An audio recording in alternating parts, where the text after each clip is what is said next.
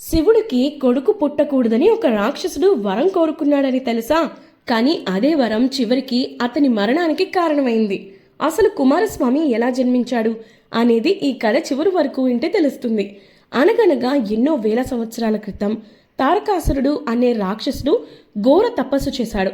అతని తపస్సుకు మెచ్చిన బ్రహ్మదేవుడు ప్రత్యక్షమై ఏం వరం కావాలో కోరుకో అన్నాడు. తారకాసుడు చాలా తెలివిగా శివుడికి పుట్టే కుమారుడు తప్ప మరెవరూ నన్ను చంపకూడదు అని కోరాడు. బ్రహ్మ తదాస్తు అన్నాడు. తారకాసురుడు మనసులో నవ్వుకున్నాడు. శివుడు యోగి, ఆయనకు పెళ్లి లేదు, పిల్లలు ఉండరు, అంటే నాకు మరణమే లేదు అని అహంకారంతో విర్రవీగాడు.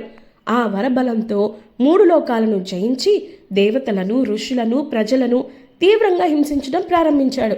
దేవతలందరూ కలిసి మహావిష్ణువు దగ్గరకు వెళ్ళి మమ్మల్ని కాపాడండి అని వేడుకున్నారు. అప్పుడు విష్ణువు చెప్పాడు, శివపార్వతుల వివాహం జరిగితే వారికి పుట్టే కుమారుడే తారకాసురుణ్ణి సంహరిస్తారు. అంతటా దేవతలందరూ పార్వతీదేవి తపస్సుకు సాయం చేశారు.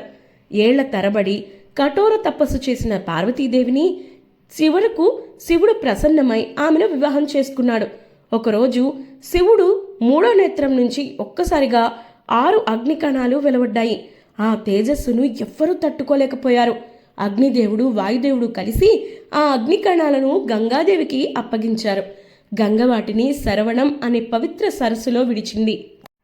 అక్కడ ఆ 6 అగ్నికణాలు 6 అందమైన శిశువులుగా మారిపోయాయి. 6 కృత్తికలు ఆ పిల్లలను ఎంతో ప్రేమగా పెంచారు. కొంతకాలానికి పార్వతీదేవి అక్కడికి వచ్చి ఆ 6 పిల్లలను తన హృదయానికి హత్తుకుంది. అంతే, ఆ 6 శరీరాలు ఒక్కటిగా మారిపోయాయి. కానీ 6 ముఖాలు అలాగే ఉన్నాయి. అందుకే ఆయనకు షణ్ముఖుడు అని పేరొచ్చింది. కొద్ది కాలంలోనే కుమారస్వామి అన్ని విద్యల్లో ప్రావీణ్యం సంపాదించాడు. దేవతల సేనకు సేనాధిపతిగా నియమితుడయ్యాడు.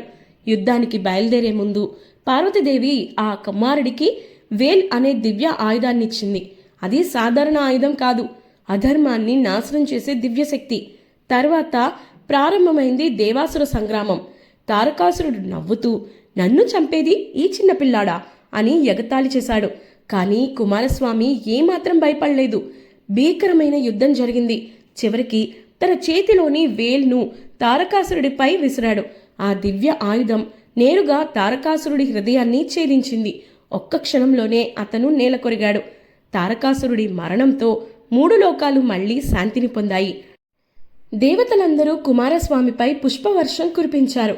అప్పట్నుంచి ఆయనను దేవసేనాధిపతి, ధైర్యానికి ప్రతీక, అజ్ఞానాన్ని తొలగించే దేవుడుగా భక్తులు ఆరాధిస్తున్నారు.